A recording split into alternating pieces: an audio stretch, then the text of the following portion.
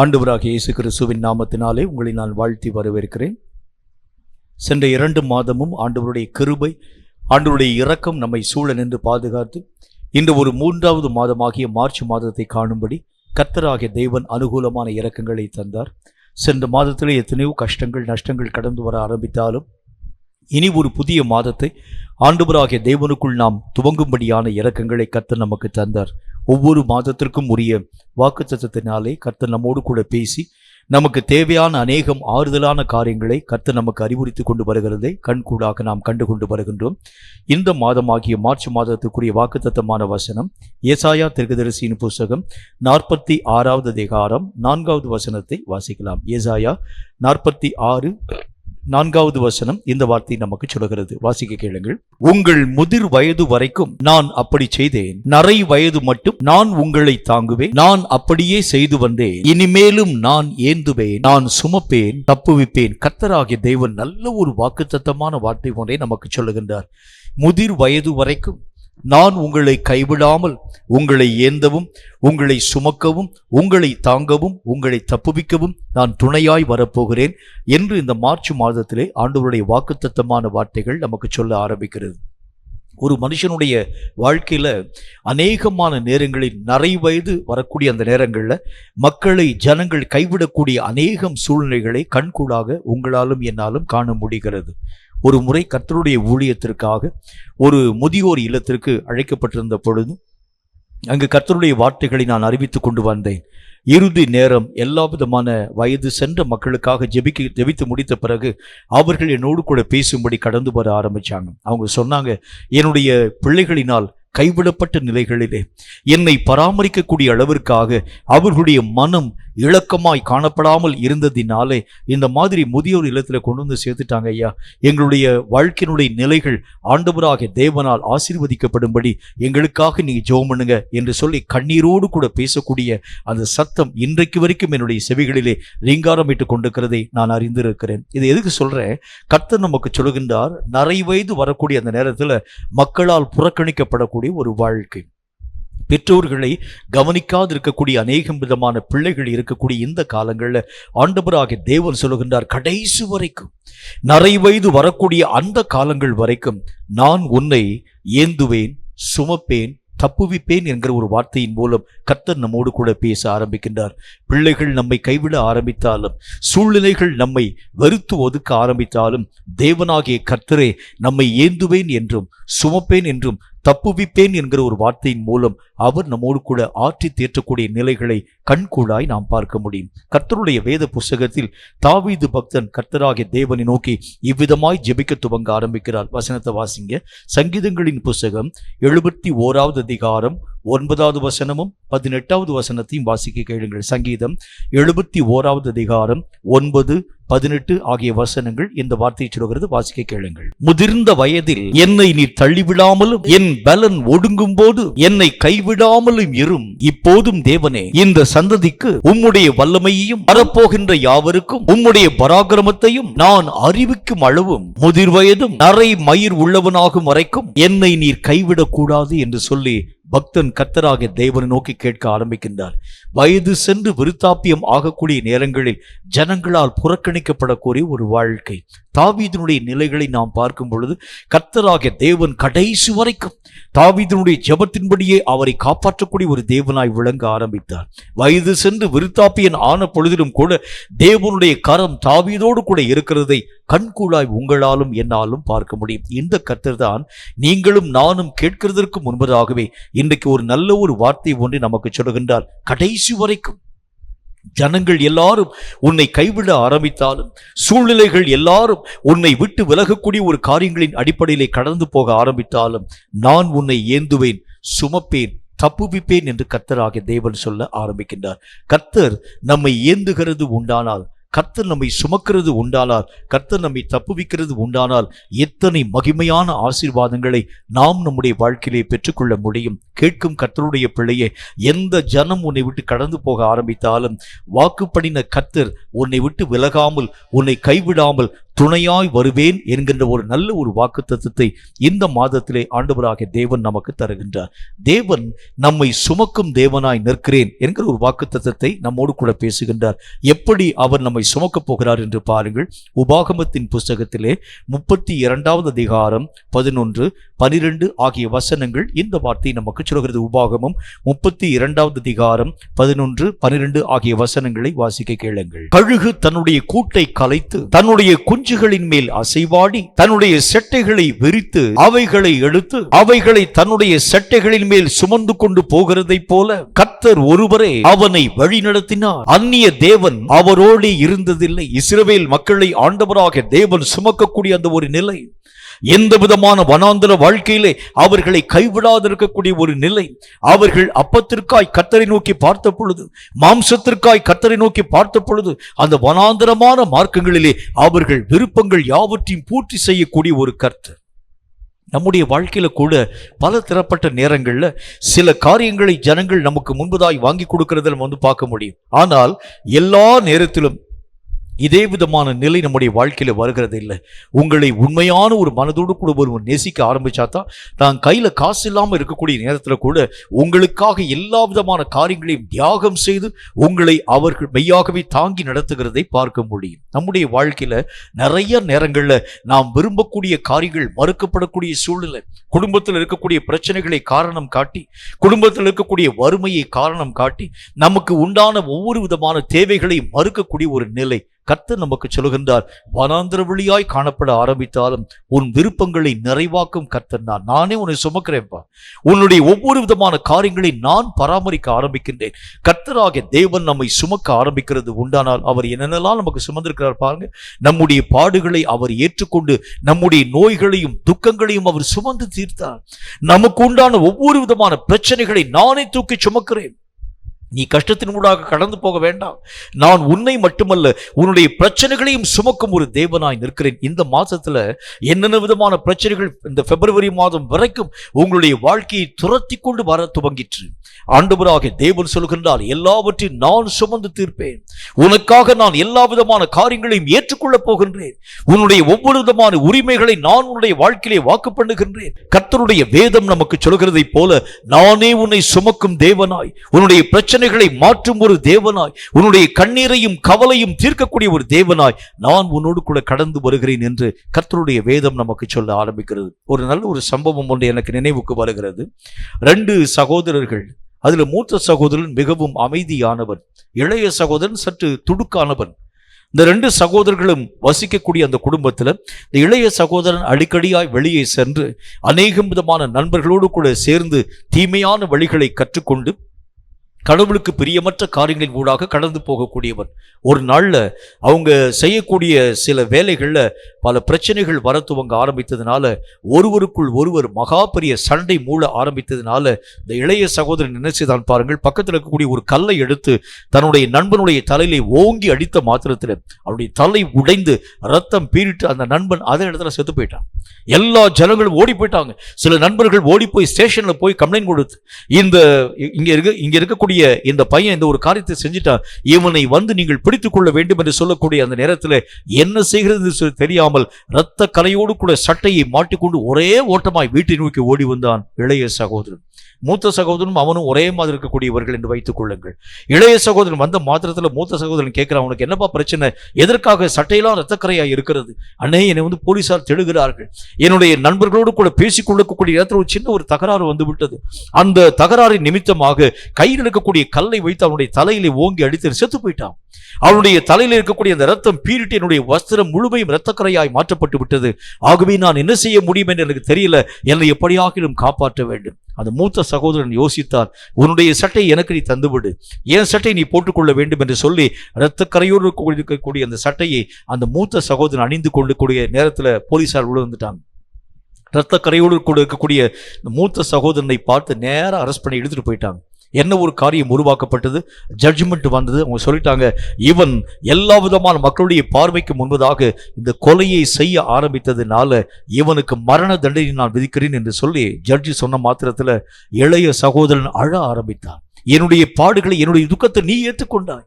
நான் போய் இந்த ஜட்ஜ்மெண்ட்டுக்கு முன்பதாக என்னுடைய குறைவுகளை நான் சொல்ல போகிறேன். இல்லை தம்பி, வேண்டாம், இந்த ஒரு காரியத்தினுடைய அடிப்படையில் ஆகிலும் நீ மனம் திரும்ப வேண்டும் என்கிற ஒரு வார்த்தையை பேசி தன்னுடைய ஜீவனை தன்னுடைய சகோதரனுக்காக ஒப்புக் கொடுக்க துவங்கினான் மூத்த சகோதரன். இதை கேட்கும் கர்த்தருடைய பிள்ளையே, நம்முடைய பாரங்களை சுமக்கும் கர்த்தர், நம்முடைய வேதனைகளை ஏற்றுக்கொள்ளக்கூடிய கர்த்தர் இந்த மாதத்திலே உங்களையும் என்னையும் பார்த்து சொல்கின்றார், நானே உன்னை சுமந்து திரிய போகின்றேன்.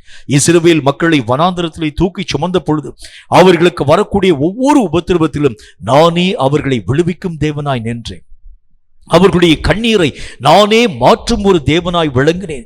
அவர்களுடைய துக்கத்தின் காலங்களிலே அவர்களுடைய ஒவ்வொரு விதமான ஆறுதலாய் தேறுதலாய் நானே விளங்கினதை போல இந்த மார்ச் மாதத்திலே இந்த வார்த்தைகளை கேட்கும் உங்கள் ஒவ்வொருடைய வாழ்க்கையிலும் நானே உங்களை சுமந்து திரிய போகிறேன் என்று கர்த்தராகிய தேவன் சொல்ல ஆரம்பிக்கின்றார். மனிதர்களை நம்பி நம்பி ஏமாந்து போன காலங்கள் போதும். ஒரு காலத்தில் உங்களை நம்பிக்கைக்குரியவர்களாய் காணப்படக்கூடிய ஜனங்கள் எல்லாம் கைவிடக்கூடிய இந்த காலங்களிலே, எல்லா ஜனங்களாலும் புறக்கணிக்கப்படக்கூடிய இந்த காலங்களிலே கர்த்தர் உங்களையும் என்னையும் பார்த்து சொல்லுகின்றார், நானே உன்னை தூக்கி சுமக்கும் தேவனாய் நிற்கிறேன்.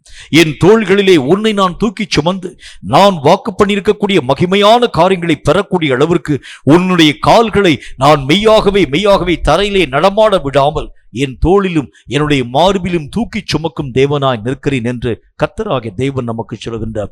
தேவன் நம்மை தூக்கி சுமக்க ஆரம்பிக்கிறது உண்டானால் எல்லா நிலைகளிலும் வரக்கூடிய பிரச்சனைகளிலே ஆண்டவராகிய தேவனை அவைகளை தன்மேல் ஏற்றுக்கொண்டு உங்களை மெய்யாகவே பாதுகாக்கும் தேவனாய் விளங்குகிறதை கண்கூடாய் உங்கள் வாழ்க்கையிலே அனுபவிக்க முடியும். கேட்கும் கர்த்தருடைய பிள்ளையே, எத்தனை விதமான மக்கள் உங்களை கைவிட ஆரம்பித்தாலும், எத்தனை விதமான மக்கள் சூழ்நிலைகள் உங்களுக்கு விரோதமாக எழும்ப துவங்க ஆரம்பித்தாலும் இந்த கர்த்தர் சொல்லுகின்றார், நானே உன்னை சுமக்கப் போகின்றேன், நானே உன்னை பாதுகாக்கப் போகின்றேன், நானே உன்னை வழிநடத்தப் போகின்றேன்.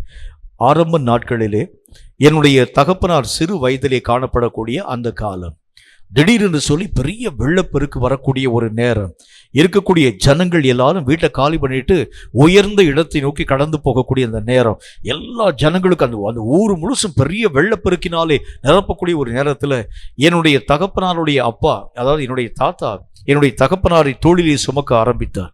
தம்பி, நீ கீழே இறங்கி வருகிறது உண்டானால் தண்ணீருக்குள் மூழ்க ஆரம்பித்து விடுவாய், ஆகவே என்னுடைய தோளிலே நீ மெய்யாகவே ஏறி உட்கார்ந்து கொள்ள வேண்டும் என்று சொல்லி அந்த அவருடைய தகப்பனார் எங்க அப்பா தூக்கிட்டு வரக்கூடிய ஒரு நேரம், தூக்கி கொண்டு வரக்கூடிய நேரத்தில் அந்த வெள்ளம் வர வர வர வர அதிகரிக்கக்கூடிய ஒரு நேரம். அப்படி அதிகரிக்கக்கூடிய நேரத்தில் மார்பளவுக்கு இருந்த தண்ணீர், அதாவது முதல்ல வயிற்றளவுக்கு இருந்த தண்ணீர் அப்படி மார்பளவுக்கு கொஞ்சம் கொஞ்சமாய் மேலே ஏறி இப்ப கழுத்துக்கு அளவுக்கு வரக்கூடிய அந்த நேரம், மேலே உட்கார்ந்துருக்கக்கூடிய எங்க அப்பா சொன்னாரு, அதாவது எங்க தாத்தாவை பார்த்து, அப்பா நீங்க கொஞ்சம் பார்த்து போங்கப்பா, என் காலெல்லாம் நனையுதுன்னு சொன்னார்.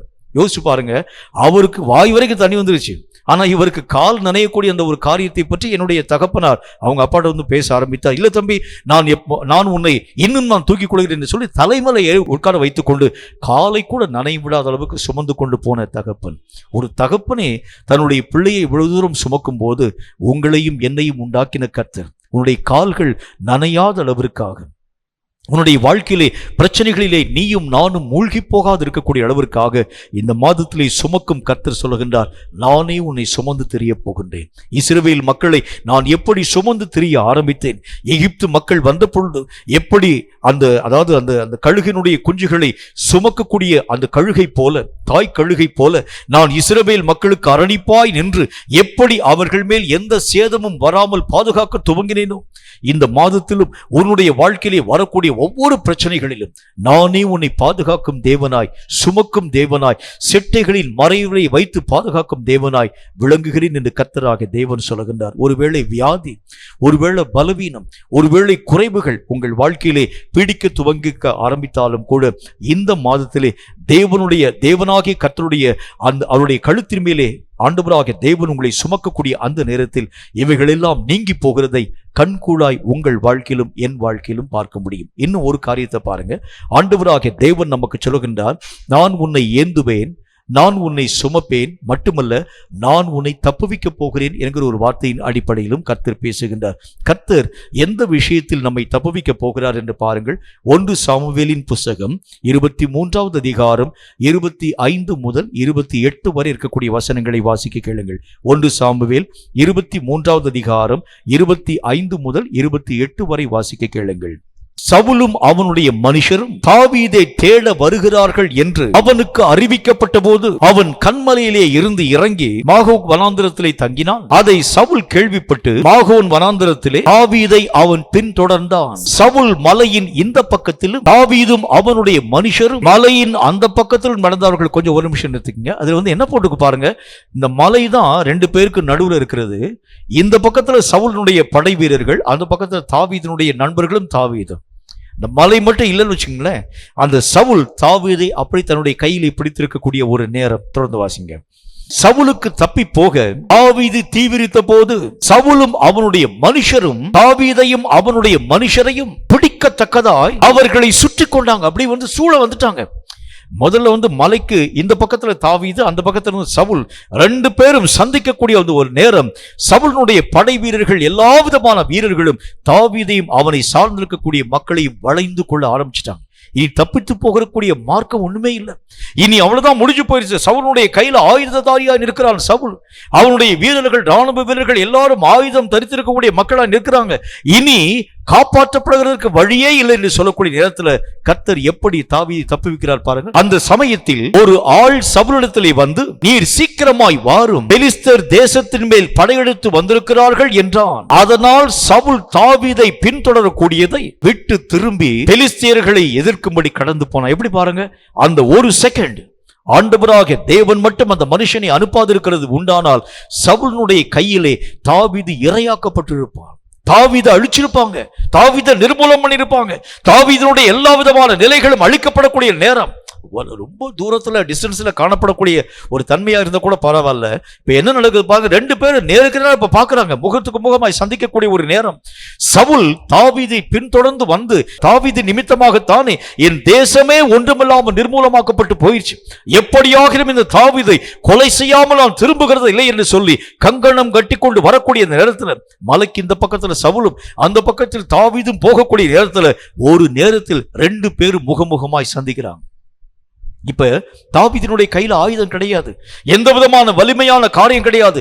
சவுலோ தன்னுடைய கையிலே ஆயுதங்களையும் தன்னுடைய ராணுவ வீரர்களையும் அழைத்துக் கொண்டு வந்திருக்கின்றான். ஆகவே எங்கும் தப்பிக்க முடியாத ஒரு சூழ்நிலை, காப்பாற்றப்பட முடியாத ஒரு சூழ்நிலை, இடுக்கம் நிறைந்த ஒரு காலம். எசேக்கியா சொன்னார் பாருங்க, பிள்ளை பேரு நெருங்கி இருக்கிறது, பெறுகிறதற்கும் எனக்கு பலம் இல்லை. அந்த மாதிரி இடுக்கமும் நெருக்கமுமான காலத்தின் மூலமாக கடந்து போன தாவீது யோசிச்சிருப்பாரு. என்ன யோசிச்சிருப்பாரு? நீங்களா கொஞ்சம் திங்க் பண்ணி பாருங்க. என்ன யோசிச்சிருப்பாரு? இனி அவ்வளவுதான், சவுலுடைய கைக்கு என்னை நீங்களாக்கி தப்புவிக்க கூடியவன் யார்?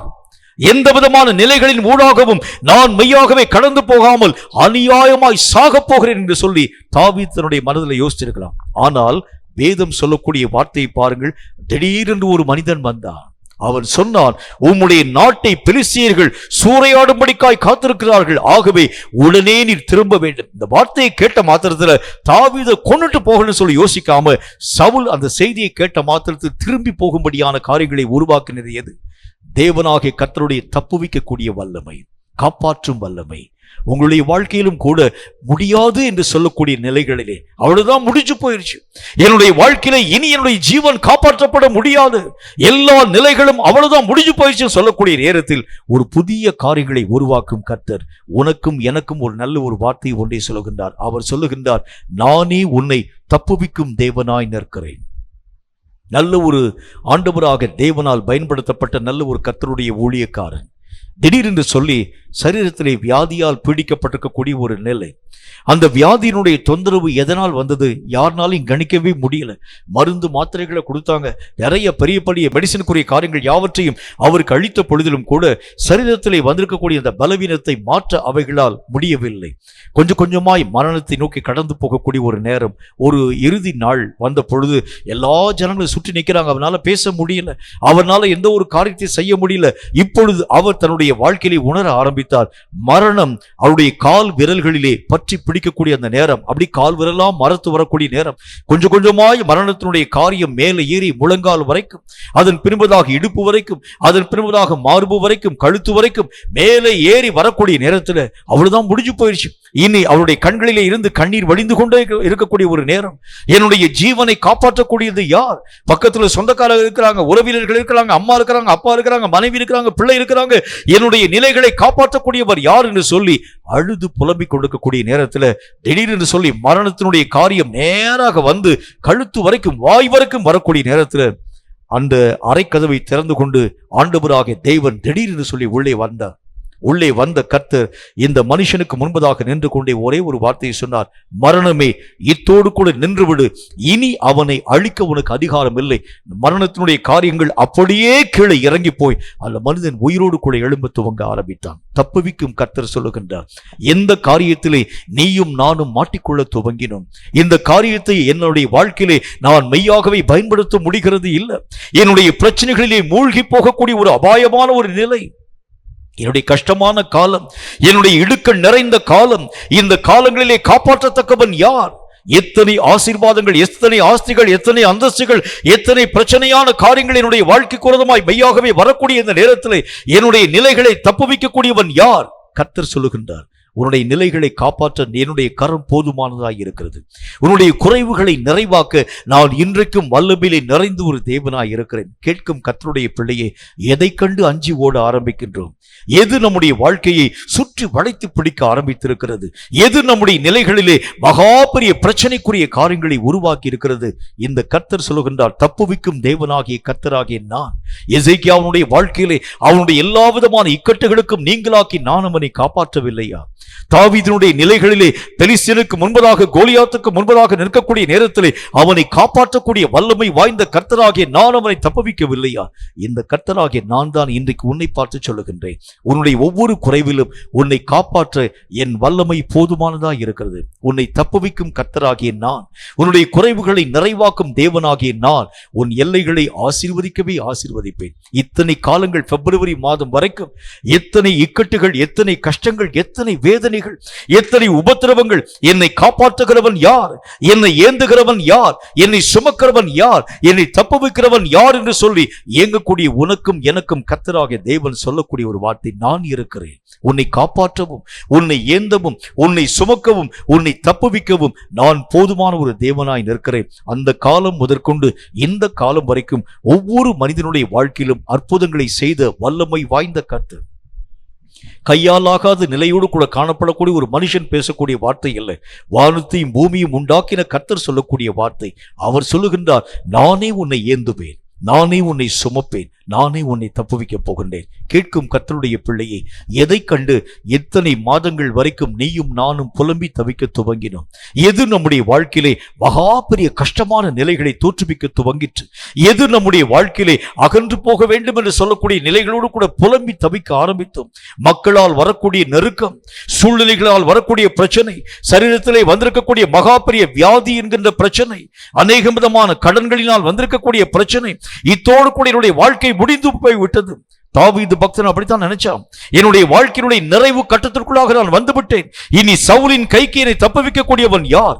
ஒரு செய்தியை ஆண்டவராகிய தேவன் அனுப்பி எப்படி தாவீதின் ஜீவனை காப்பாற்றினாரோ அதே போல உன்னையும் என்னையும் ரட்சிக்கும் ஒரு செய்தியை இந்த நாளில் ஆண்டவராகிய தேவன் உன் வாழ்க்கையிலே தருகிறதை கண்கூடாய் நீ பார்க்க போகின்றாய். இந்த மார்ச் மாதத்திலே எதையெல்லாம் நீ இழந்து போனாய், பிப்ரவரியில் எதைதான் இழந்து போனையோ, இந்த மார்ச் மாதத்தில் அவைகளை எல்லாம் திரும்ப பெறக்கூடிய ஒரு நிலை, அவைகள் எல்லாவற்றிலும் புதிய வல்லமைகளை தேவன் உன் வாழ்க்கையிலே காணப்படுகிறதை அந்நிய கண்களில் நம் சொந்த கண்களை காணும்படியான அனுகூலமான வாசல்களை கர்த்தர் திறக்கிறேன் என்கிற வார்த்தையின் மூலம் பேசுகின்றார்.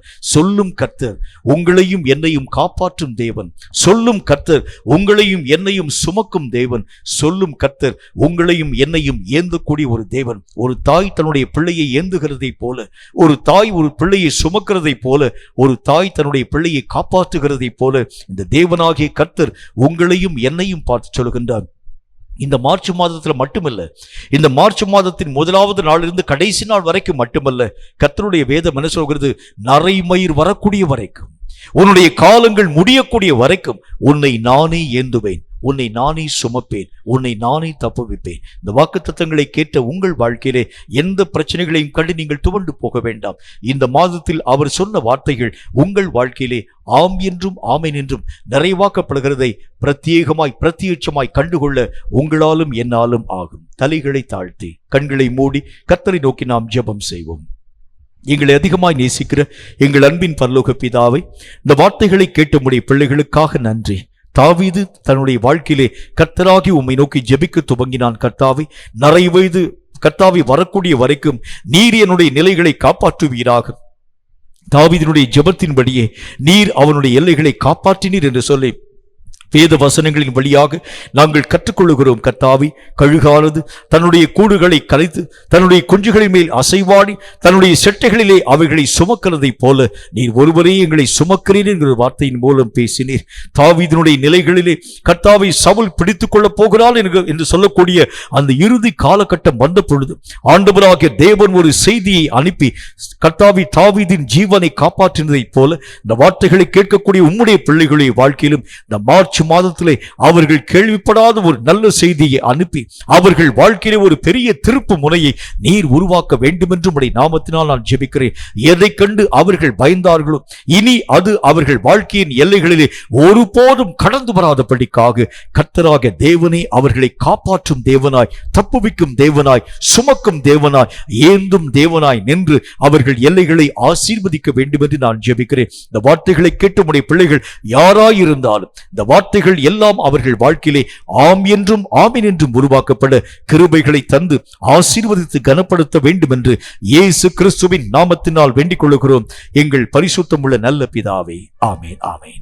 இந்த வார்த்தைகளை கேட்ட உங்கள் ஒவ்வொருவரையும் கர்த்தர் அளவில்லாமல் ஆசீர்வதிப்பாராக. தேவனே உங்களை ஏந்துகிறதையும், தேவனே உங்களை சுமக்கிறதையும், தேவனே உங்களை தப்புவிக்கிறதையும் இந்த மார்ச் மாதத்தின் எல்லா நாளிலும் நீங்கள் பார்க்க போறீங்க. இந்த மாதத்தில் மட்டுமல்ல, உங்கள் தலையிலே நரைமயிர் வரக்கூடிய வரைக்கும், நரைமயிரினுடைய காலங்கள் வரக்கூடிய வரைக்கும், எல்லா விதமான நிலைகளும் அற்றுப்போகக்கூடிய வரைக்கும் இந்த தேவன் உங்களை ஏந்தி உங்களை சுமந்து உங்களை தப்புவித்துக்கிறதை கண்கூடாய் உங்கள் வாழ்க்கையிலே பார்க்க முடியும். கர்த்தர் உங்களை ஆசீர்வதிப்பாராக. ஆமென்.